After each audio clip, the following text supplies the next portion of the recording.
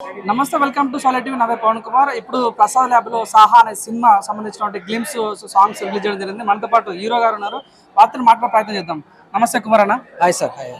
చెప్పండి అన్న, మీ యొక్క సాహా సంబంధించిన గ్లిమ్స్ అద్భుతంగా అనిపించింది. ఒక సినిమాటిక్ రేంజ్ అంటే విఎఫ్ఎక్స్ బాహుబలి రేంజ్ లాగా అనిపించింది. ఆ పేపర్స్ కానీ అనురాగ్ కుల్కర్ సాంగ్ కానీ చాలా అద్భుతంగా అనిపించింది. సో మీకేమనిపించింది అన్న?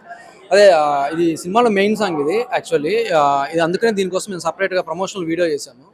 సాంగ్ చాలా బాగా వచ్చింది, అందరికీ నచ్చింది, అందుకు చాలా హ్యాపీగా ఉంది. అన్న, మీ యొక్క సాహా సంబంధించినటువంటి టీం కూడా అంతా బ్లాక్ డ్రెస్ లో రావడానికి కారణం ఏంటంటే అంటే సాంగ్ బ్లాక్ థీమ్ లో ఉంది కదా, మొత్తం బ్లాక్ అండ్ బ్లాక్ లో ఉంది కదా, అందుకని ఆ థీమ్ యూస్ చేసాం. అంటే ఒక్కొక్క ఈవెంట్ కి ఒక్కొక్క థీమ్ అన్నట్టు ప్లాన్ చేసుకున్నాం. ఓకే, మీరు జస్ట్ ఒక సాంగ్ అయితే ప్రమోషన్ చేస్తుంటే ఇంకా సినిమా ప్రీ రిలీజ్ అయి ఉంటుంది. అదే ఏ రకంగా ప్లాన్ చేయబోతుంది అంటే మీరు అనిల్ రావుపూడి కాంపిటీషన్ లో రావాలనుకుంటున్నారా? అంత లేదు, అదేం కాదు. బట్ చిన్న సినిమాకి ప్రమోషన్స్ అనేది చాలా ఇంపార్టెంట్ కాబట్టి ఖచ్చితంగా ఇంకా ఎక్కువ చేయాలనేది ఉంది. ఇంకా చాలా ఉన్నాయి, ఈవెంట్లు చాలా ఉన్నాయి. ఇంకా మనకి 3 సాంగ్స్ ఉన్నాయి రిలీజ్ కి. ఒక టీజర్ ఉంది, ట్రైలర్ ఉంది, ప్రీ రిలీజ్ ఈవెంట్ ఒకటి ఉంటుంది, మధ్యలో ఇంకో ఈవెంట్ ఉంటుంది, ప్రీమియర్స్ ఉంటాయి. ఇట్లా ఒక పెద్ద జర్నీ ఉంది. ఇంకా ఇప్పుడు ఈ రోజు ఇదే స్టార్ట్ కాబట్టి హోపింగ్ సార్. అన్న, Chennai love story Kiran Bhavan cinema వస్తుంది. వారి సినిమా పక్కన పెట్టుకొని మీ సినిమా సంబంధించి గ్లిమ్స్ కోసం రావడం జరిగింది. ఎలా ఫీల్ అవుతున్నారు?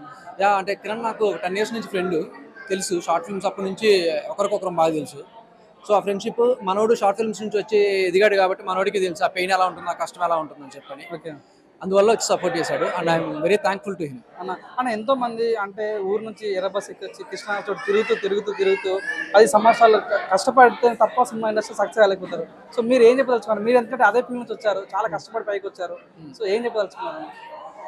చెప్పేది ఏం లేదు, పేషెన్స్గా ఉండాలి, టైం పడుతుంది ఏదైనా కానీ. కానీ మనం కష్టం మనం పడాలి. And more over financial support అనేది ఉండాలి.